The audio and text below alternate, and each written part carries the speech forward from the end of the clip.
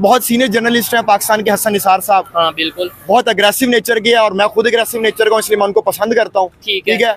उन्होंने कहा है कि जो Indian prime minister Narendra Modi है उसकी सिर्फ 3 करोड़ की प्रॉपर्टी निकली है। दुनिया की सबसे बड़ी जमहूरियत भारत के वजीर-आज़म नरेंद्र मोदी के सासों की मालियत 3 करोड़ रुपए और उनके पास कोई घर कोई गाड़ी नहीं है जाती। थप्पड़ आया। अगर मोदी के पास कुछ नहीं तो 3 करोड़ रुपए के एहसासों वाला मोदी हमारा मुकाबला कर सकता है। वो बंदा 10 साल प्राइम मिनिस्टर रहा है और उसकी सिर्फ 3 करोड़ की प्रॉपर्टी निकली है, जिसमें उसका कोई जाती घर नहीं है, जिसमें उसका कोई जाती बिजनेस नहीं है और कोई जाती गाड़ी नहीं है। और उधर एक गुलजारी लाल नंदा, वो एक प्राइम मिनिस्टर गुजरा इंडिया के अंदर जवाहरलाल नेहरू के बाद, वो जो बंदा था उसके पास किराए का मकान था और उसके पास किराया देने के लिए भी पैसे नहीं थे। और इस तरह का एक कैरेक्टर पाकिस्तान के अंदर भी थे प्राइम मिनिस्टर मलिक महराज खालिद, ठीक है, वो भी इस तरह के थे। लेकिन पाकिस्तान में बहुत कम है। फॉर इंस्टेंस आपकी दलील मान ली जाती है इंडिया हमारा दुश्मन है, तो आप उनके साथ मुकाबला करो ना। फिर मुकाबला हथियार उठा के सिर्फ नहीं होता, और आजकल हथियारों वाली गेम भी चली गई है। आप उनसे मुकाबला करना, इकोनॉमी में मुकाबला करो, आपने मुकाबला करना है हेल्थ सेक्टर में करो, IT सेक्टर में करो, इंजीनियरिंग सेक्टर में करो। आप बताओ कि आपने क्या बनाया है। वो तो ऑटोमोबाइल इंडस्ट्री में इतना आगे चले गए हैं, उनकी IIT जो उनका इंस्टीट्यूट है वो किधर चला गया है। आपने क्या किया अभी तक। पाकिस्तान का कौन दुश्मन है भाईजान? इंडिया ही होएगा। हाँ? इंडिया ही होएगा। और आप फलस्तीन? आप नहीं, फलस्तीन तो और इसके अच्छा। हाँ, मैं पिछले दिनों एक पुरानी वीडियो देख रहा था नरेंद्र मोदी की, जिसमें वो कह रहा था कि भाई हमारा पाकिस्तान के साथ मसला नहीं है, पाकिस्तान के साथ हमने कंपैरिजन करना छोड़ दिया है, वो अपनी 2 टाइम की रोटी पूरी कर लें, यही उनके लिए काफी है। मैंने with reference to Pakistan Hindustan को चलाने के तरीके 10 साल से ताला लगा दिया। वो अपना 2 टाइम की अच्छी रोटी खा ले, बस मुझे कोई उसमें समय गंवाने की जरूरत नहीं है। हम उनको दुश्मन समझते हैं, हम कंपैरिजन कर रहे हैं और वो हमें किसी खाते में नहीं ला रहे।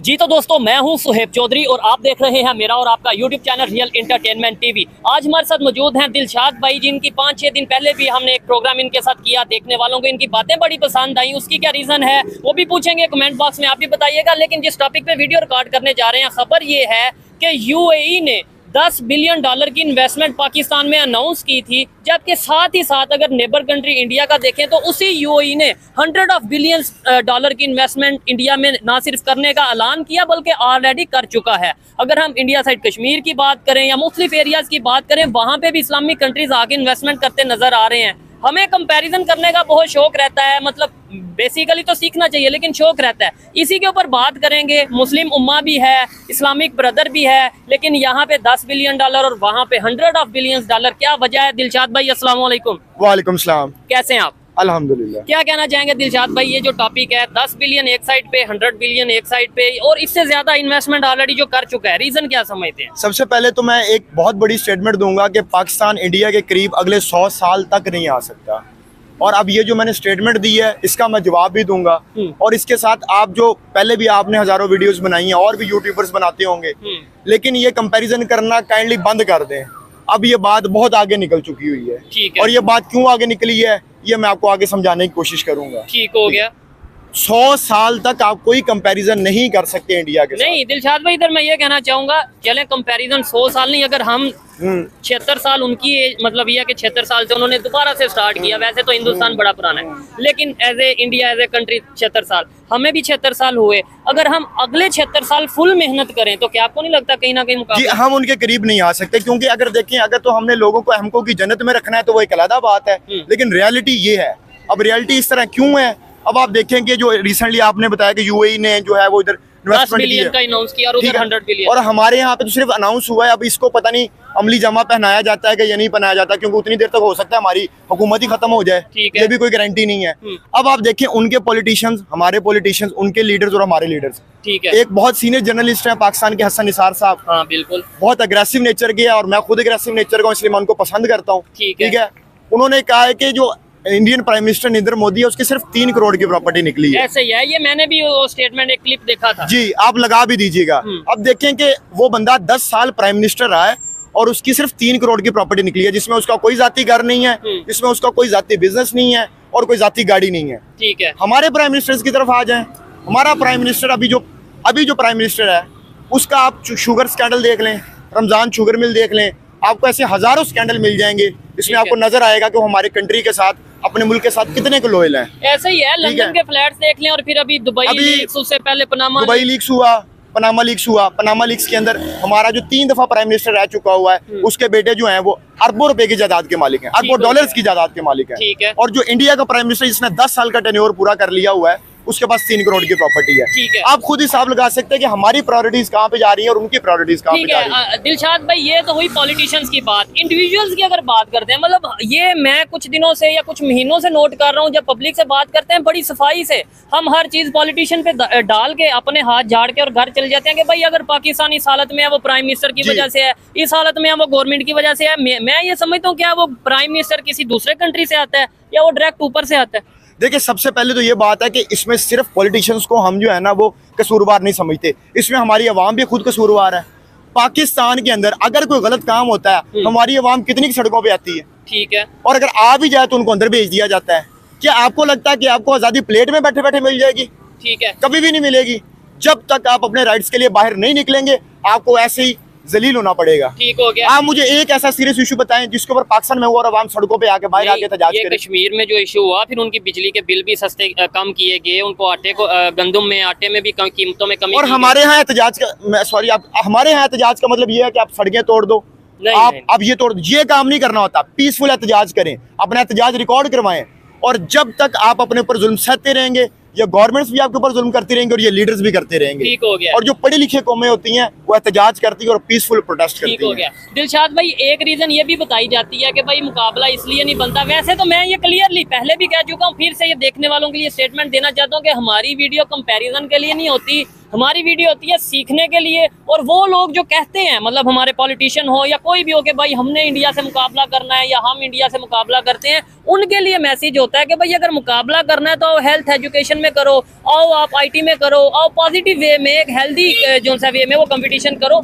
इसलिए होती है मुकाबला। नो डाउट आज वो उनकी जो इकॉनमी है, अच्छा कुछ लोग ये कहते हैं जी इकॉनमी ज्यादा है उनकी, बड़ी है, उनकी आबादी बड़ी है, उनकी मार्केट बड़ी है, जिस वजह से मुकाबला नहीं बनता। आप मुझे बताएं क्या यही रीजन है सिर्फ? इसके अलावा लॉयल्टी, इसके अलावा अगर हम बाहर जाके क्या कर रहे हैं वो क्या कर? पाकिस्तान दुनिया के 6 नंबर पे सबसे बड़ी आबादी है। ठीक है, तो अगर आबादी का आज देखा जाए तो आबादी का आज हमारे पास भी है, और ये कोई दलील नहीं है कि वहाँ पे बड़ी मार्केट है। ठीक है, तो बड़ी मार्केट के साथ बड़े मसाइल भी है ना। ये चीज ठीक है। आप ये देखें कि हमारे यहाँ तो एक मजहब ज्यादा पाया जाता है, वहाँ पे कई मजाहिब पाई जाती हैं, तो वो उनको भी तो कंट्रोल कर रहे हैं ना। उनके कल्चर्स डिफरेंट है, वो उनको भी कंट्रोल कर रहे हैं। हमारे पास तो एक सरगोदा में पिछले दिनों उन्होंने वो एक क्रिश्चियन को जो है वो मार दिया मजहब के नाम के ऊपर। पहले वो इन्होंने जड़ावाला के अंदर जो उन्होंने क्रिश्चियंस के साथ किया है, कराची में भी, कराची में इनके साथ क्या किया है। सबसे पहले आप मजहबी मुनाफरत तो खत्म करें जो कि आपने पाकिस्तान को आग में झोंक दिया हुआ है। वहाँ पे आपको कोई वाकया सुनने को मिलता है, बहुत रेयर मिलता होगा। ठीक है, अगर उनके यहाँ बड़ी आबादी है तो उन्होंने उस उसको हैंडल भी किया हुआ है। ये यहाँ पे देखें, हमें बिल्कुल अनबाइस्ड रह के बात करनी चाहिए। वहाँ पे भी इशू होते होंगे, वहाँ पे देखें कोई भी घर है, चाहे वो 1 अरब 40 करोड़ की आबादी है या फिर ये 25 करोड़ की आबादी है, या फिर मैं कहता हूँ एक घर में 10 लोग 10 भाई रहते होंगे, एक ही मजहब से बिलोंग करते होंगे, वहाँ पे भी कोई ना कोई लड़ाई, कोई मसला, कोई नाराजगी हो ही जाती है। वहाँ पे भी इशू होते हैं, यहाँ पे भी होते हैं। लेकिन हमें ये देखना है कि हमारे यहाँ पे मिनोरिटीज की क्या तादाद थी 1947 में, आज कितनी है, और उनके वहाँ पे मुस्लिम्स की या मिनोरिटीज की क्या तादाद थी और आज कितनी है। ये इधर से पता चलता है कि किधर मसले ज्यादा या कम। आबादी वाली दलील तो आप दे नहीं सकते हैं। हाँ, एक चीज है जो कि वाकई आप दलील दे सकते हैं, वो है पॉलिटिकल स्टेबिलिटी। ठीक है, पॉलिटिकल स्टेबिलिटी से काफी फर्क पड़ता है। आपकी इकोनॉमी तभी तरक्की करती है जब आपके मुल्क में फॉरेन इन्वेस्टमेंट आती है, और फॉरेन इन्वेस्टमेंट का ताल्लुक टोटल आपकी पॉलिटिकल स्टेबिलिटी के साथ होता है और आपकी सिक्योरिटी के साथ होता है। और ये दोनों चीजें जब आप बाहर के इन्वेस्टर के लिए एक साजगार माहौल पैदा करेंगे, एक ऐसा माहौल पैदा करेंगे जिसमें वो सेफ फील करेंगे, तभी आपके मुल्क में जो है वो फॉरेन इन्वेस्टमेंट आएगी। और उसका ताल्लुक आपकी डायरेक्ट गवर्नमेंट के साथ होता है और आपके लीडर्स के साथ होता है कि वो आपकी गवर्नमेंट के साथ और आपके अपने मुल्क के साथ वो कितने लॉयल होते हैं। अब हमारे ये हिसाब लगा ले कि हमारे प्राइम मिनिस्टर जो थे वो लाहौर से मरी जो है हेलीकॉप्टर पे बिरयानी ट्रांसफर करके जाते थे। लाहौर से हेलीकॉप्टर पे जा रही है बिरयानी प्राइम मिनिस्टर के लिए। ये हमारे प्राइम मिनिस्टर्स का हाल है। ठीक है। और उधर एक गुलजारी लाल नंदा, वो एक प्राइम मिनिस्टर गुजरा इंडिया के अंदर जवाहरलाल नेहरू के बाद, वो जो बंदा था उसके पास किराए का मकान था और उसके पास किराया देने के लिए भी पैसे नहीं थे। और इस तरह का एक कैरेक्टर पाकिस्तान के अंदर भी थे, प्राइम मिनिस्टर मलिक महराज खालिद। ठीक है, वो भी इस तरह के थे, लेकिन पाकिस्तान में बहुत कम है। आप हमारे यहाँ 2-3 बड़ी फैमिलीज जो है वो गवर्नमेंट कर रही हैं, जैसे भुट्टो फैमिली है, शरीफ फैमिली है। अब मुझे बताएं, भुट्टो फैमिली और शरीफ फैमिली, लुई विटॉन के बैग पकड़े होते हैं उन्होंने? ठीक है, 3-3 करोड़ रुपए की उनकी गाड़ियों को टायर चेंज हो रहे होते हैं।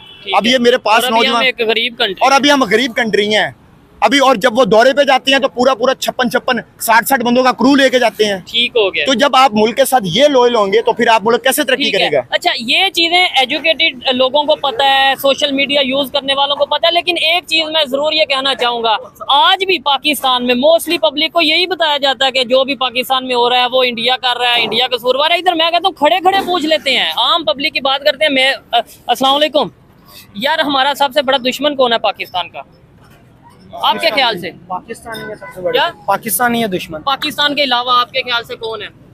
पाकिस्तान के अलावा इधर की अवामी और इधर के जो जजेस है ना, वो ही जो से हुक्मरान बैठे हुए ठीक हो हैं, गया। उनका ही कहूँगा। चले, ये बड़ी अच्छी बात है, मेरी उम्मीद से हट के ये जवाब आया। नहीं तो मोस्टली दिलशाद भाई क्या जवाब आता है अगर किसी से पूछें, या फिर शायद उन्होंने गुफ्तगू सारी सुनी तो उन्होंने उस हिसाब से बात। देखिए, वो तो यही कहते हैं ना कि इंडिया हमारा दुश्मन है। देखिए, अगर फॉर इंस्टेंस आपकी दलील मान ली जाती है इंडिया हमारा दुश्मन है, तो आप उनके साथ मुकाबला करो ना। फिर मुकाबला हथियार उठा के सिर्फ नहीं होता, और आजकल हथियारों वाली गेम भी चली गई है। ठीक है, आप उनसे मुकाबला करना, इकोनॉमी में मुकाबला करो, आपने मुकाबला करना है हेल्थ सेक्टर में करो, IT सेक्टर में करो, इंजीनियरिंग सेक्टर में करो।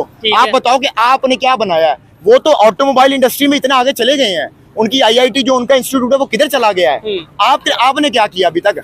आपने लोगों को तरीके बताए हैं करप्शन करने के, और बाहर के मुल्क में प्रॉपर एक सब्जेक्ट है जिसमें बताया जाता है, और हमारे पॉलिटिकल लीडर्स को कोट किया जाता है कि करप्शन के एग्जांपल्स ये हैं, और ये बात मैं विद रेफरेंस कर रहा हूँ। ठीक है, हो गया। तो आप बाहर की यूनिवर्सिटीज में बकायदा हमारे यहाँ के जो मिनिस्टर्स या पॉलिटिशियंस होते हैं उनका नाम वहाँ पे बुक्स में या उनके सिलेबस में होता है कि यार ये एग्जांपल है करप्शन की। जी, और हमारे यहाँ जो सेकंड बड़ी पॉलिटिकल पार्टी है उसको मिस्टर 10% के नाम से जाना जाता है। और जब आपके पॉलिटिकल लीडर्स का ये हाल होगा तो आप क्या सोचते हैं कि क्या तरक्की करेगा ये मुल्क? हमारे यहाँ ये देखें, पिछले हमारे यहाँ तो जमहूरियत तो शुरू से नहीं है, डेमोक्रेसी हमारे पास शुरू से नहीं है। यहाँ पे पॉलिटिकल पार्टीज के अंदर भी डिक्टेटरशिप है, और वैसे भी हमने डिक्टेटरशिप झेली है। आपके नाम के साथ अगर भुट्टो लगता है तो आप सिंध आपका है, और अगर आपके नाम के साथ मियाँ लगता है तो आप पंजाब के अंदर हुकूमत कर सकते हैं। ठीक है, उनके ही बच्चे आगे से हुकूमत करते हैं, उनके ही बच्चे। अब ये तीसरी नस्ल है, पहले जुल्फकार अली भुट्टो ने हुकूमत की, फिर बेनजीर भुट्टो ने की, अब बिलावल भुट्टो कर रहा है। ठीक हो गया, ठीक है। अच्छा। अब 3 नस्लों से आप जो है ना वो एक ही डगर पे चल रहे हैं। दिलशाद भाई, मेरी जो ओपिनियन है, देखने वाले इसके ऊपर कमेंट जरूर, मेरी ऑब्जर्वेशन है कि जब तक पाकिस्तान का सिलेबस, पाकिस्तान की टेक्स्ट बुक, पाकिस्तान का एजुकेशन सिस्टम नहीं बेहतर होगा, तब तक चाहे हमें लीडर अच्छा मिल जाए, तब तक चाहे हमें कुछ भी हो जाए, कितनी भी फॉरेन इन्वेस्टमेंट आ जाए, तब तक चेंज नहीं आ सकता। वक्ती तौर पे हमारी शायद हालत बेहतर हो जाए, लेकिन परमानेंटली चेंज तभी आएगा जब हमारी सोच, यानी कि हमारा टेक्स्ट बुक, हमारा सिलेबस, हमारा एजुकेशन सिस्टम। सबसे पहले तो आप अवेयरनेस आएगी ना आवाम में, तो उसके बाद ही आप आगे किसी एक तरफ लेके जाएंगे ना मामला। और अगर किसी कौम को तबाह करना होना तो आप उसकी जो इखलाकी जिम्मेदारी है वो तबाह कर दे, तो वो कौम तबाह हो जाती। कभी कोई कौम पैसों से तबाह नहीं हुई कि उसके पास पैसे नहीं थे तो वो तबाह हो गई। अब ये जब इन्होंने बम फेंके थे हिरोशिमा और नागासाकी के ऊपर, क्या हालात थे उनके? खड़े हो गए ना दोबारा, तो खड़े दोबारा हर कौम में हो जाती हैं, लेकिन उस कौम के अंदर इखलाकी पस्ती नहीं होनी चाहिए। ठीक हो गया, वो चौथी, अब चौथी वो बड़ी इकॉनमी बन चुकी हुई है ना, कितना अरसा पहले की ये बात है। तो देखिए, पाकिस्तान तभी खड़ा होगा जब हम अंदर अखलाकी म्यार हमारा बहुत ऊपर होगा, जब हम अपने साथ लोयल होंगे। ठीक हो गया। दिलशाद भाई, इस टाइम जिस तरीके से इंडिया डेवलपमेंट की तरफ या ओवरऑल जो अपने काम में मसरूफ है, उनके प्राइम मिनिस्टर या उनकी लीडरशिप का ये कहना है कि आने वाले कुछ ही सालों में दुनिया की तीसरी बड़ी इकॉनमी इंडिया होगी। आप इसके ऊपर क्या, आपको लगता है कि कुछ ही साल में दुनिया की तीसरी बड़ी इकॉनमी? नो डाउट, इसमें कोई शक नहीं है, ऐसा हो सकता है, ऐसा पॉसिबल है।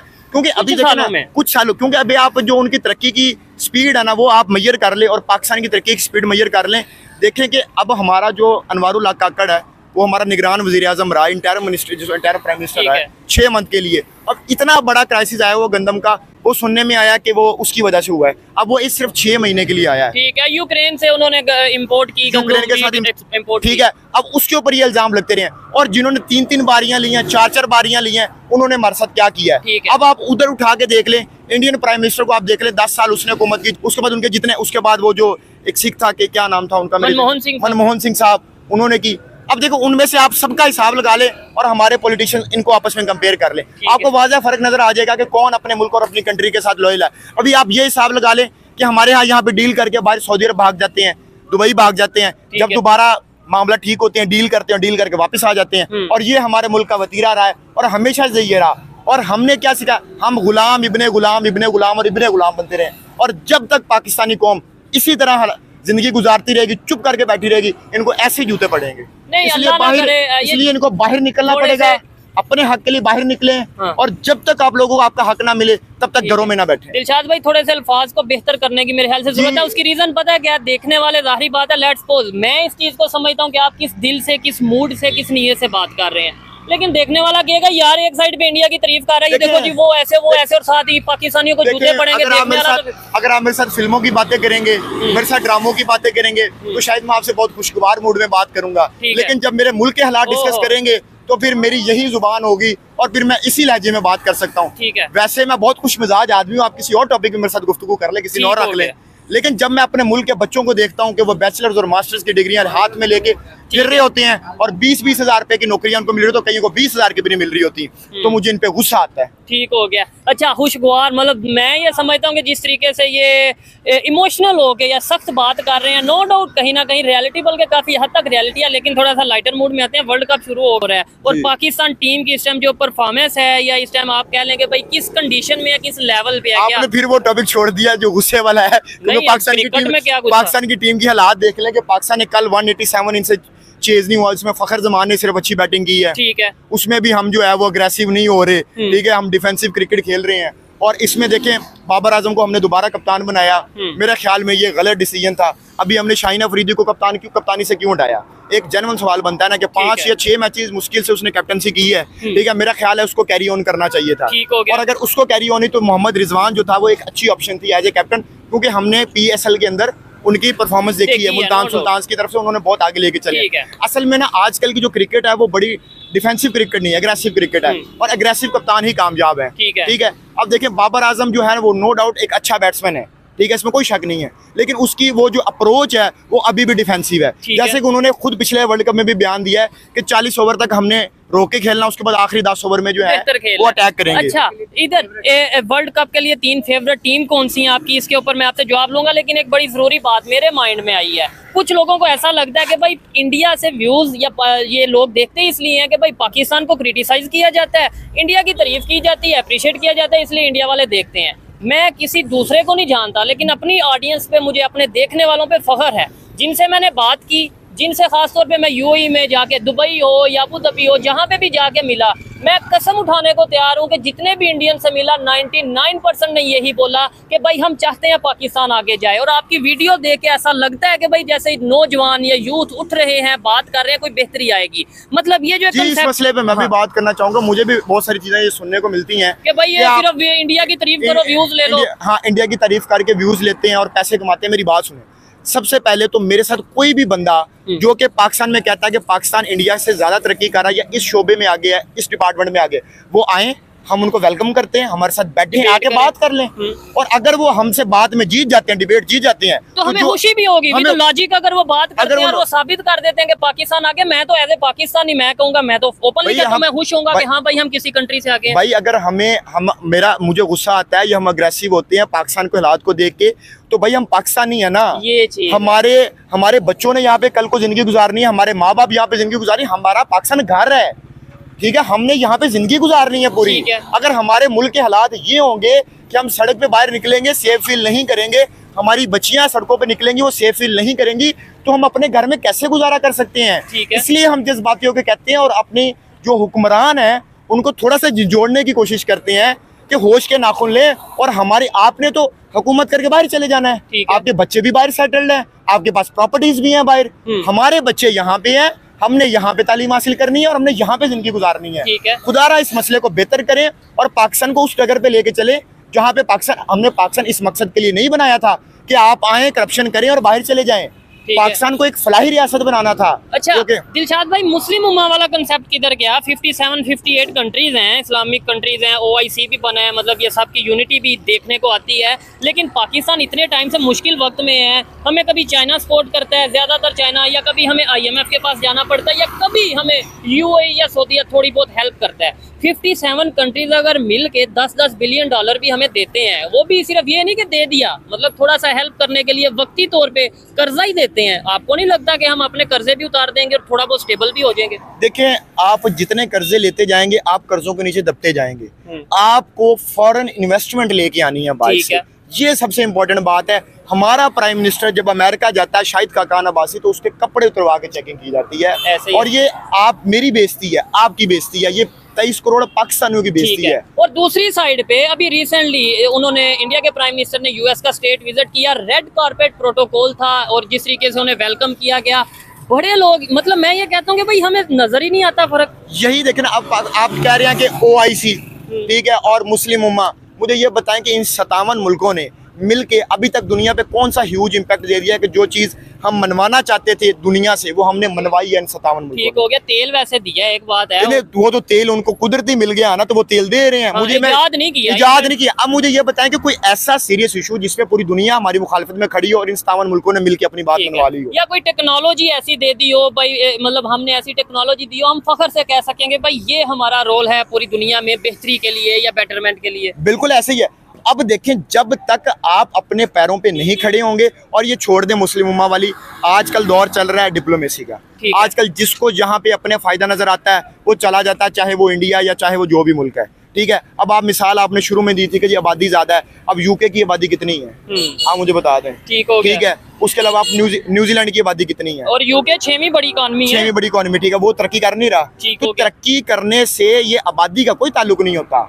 ताल्लुक होता है तो आपका पॉलिटिकल स्टेबिलिटी के साथ होता है, और आप अपने कंट्री के साथ कितने जब दो इंसानों का रिश्ता आपस में लॉयल्टी के बगैर नहीं चल सकता, तो आप कैसे एक्सपेक्ट कर सकते हैं कि एक मुल्क बगैर लॉयल्टी के साथ चल जाए? ठीक हो गया, यही चीज। और दूसरे नंबर पे कभी इधर चाइना जो हमारा दोस्त है, आयरन फ्रेंड है, कभी हमें ये खबर आती है कि अफगानिस्तान नेबर कंट्री है, उन्होंने इंडिया को अप्रिशिएट किया है चाबहार को लेके और पाकिस्तान को जो है उस तरीके से। कभी ये पाकिस्तान के डिफेंस मिनिस्टर बाकायदा तौर पे ये स्टेटमेंट दे चुके हैं कि भाई जो चाइनीज के ऊपर अटैक हुआ है उसके अंदर अफगानिस्तान से एजेंसीज या अफगानिस्तान से ऑर्गेनाइजेशन TTP या कोई भी वो इन्वॉल्व थे। मतलब इसका मतलब है कि हमारे लीडर ये कह रहे हैं कि अफगानिस्तान हमारे खिलाफ। मेरी बात सुने, तो फिर हमारी सिक्योरिटी के इदारे कहाँ थे? ठीक है, अगर उन्होंने पाकिस्तान में हमला हुआ है ना, ठीक है, तो पाकिस्तान, हमारी सिक्योरिटी इदारे कहाँ पे थे कि अगर हमने उनको इतनी छूट दे दी कि वो आए, उन्होंने आके हमला किया और हमला करके चले गए?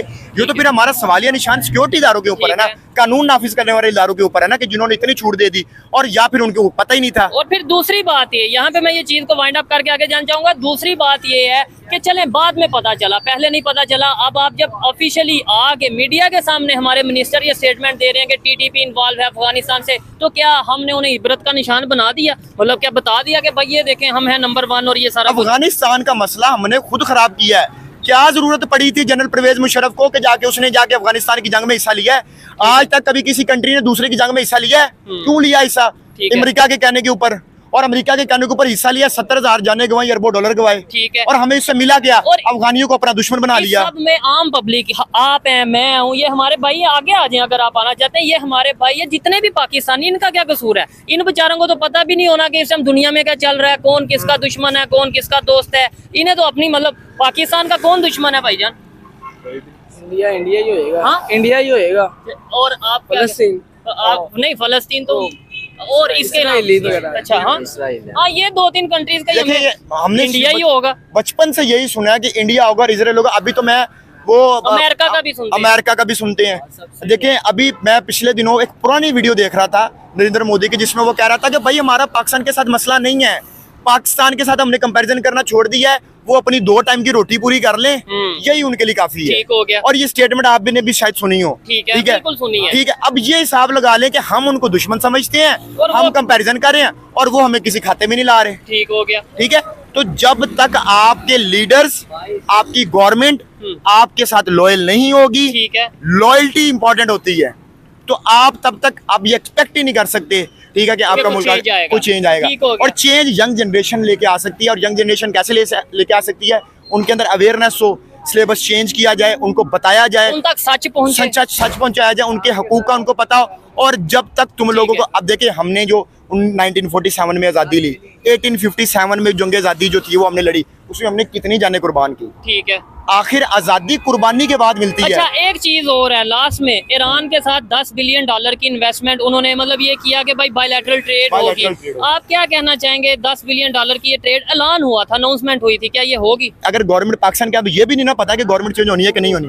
ठीक है, अगर गवर्नमेंट यही रही तो कुछ उम्मीद की जा सकती है।